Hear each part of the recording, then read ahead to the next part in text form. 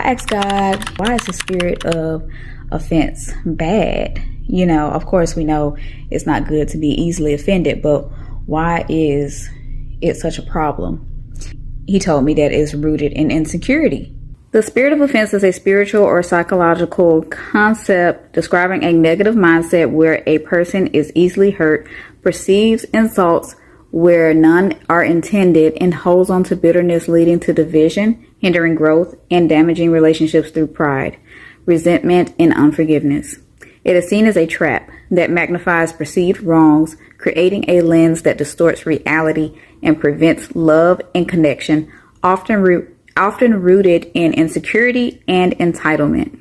Key characteristics of the spirit of offense is misinterpretation, pride and insecurity, bitterness and unforgiveness, victim mentality, spiritual hindrance.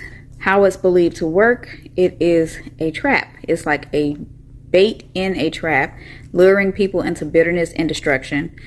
It can be a lens for the person. It colors a person's perception, turning compliments into criticism. It can be a demonic force exploiting weaknesses like anger and unforgiveness. Of course, how to overcome it.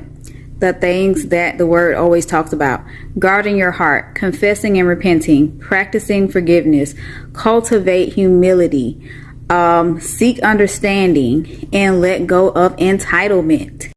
And I just want to add to that, one of my favorite scriptures is be slow to anger, slow to speak, quick to listen. And that plays a big part of fighting against the spirit of offense, working on getting out of the spirit of bitterness and unforgiveness. It is something that you will immediately be offended because you're not really hearing what people are really saying to you. When you're operating in that spirit of unforgiveness and bitterness, you really just hear what's in your mind. You really just hear what you have experienced.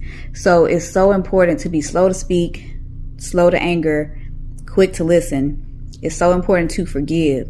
It's so important to constantly talk to God about the things that you're struggling with. Because when you know who you are in God and you got that constant communication and relationship with God, you will not be easily offended.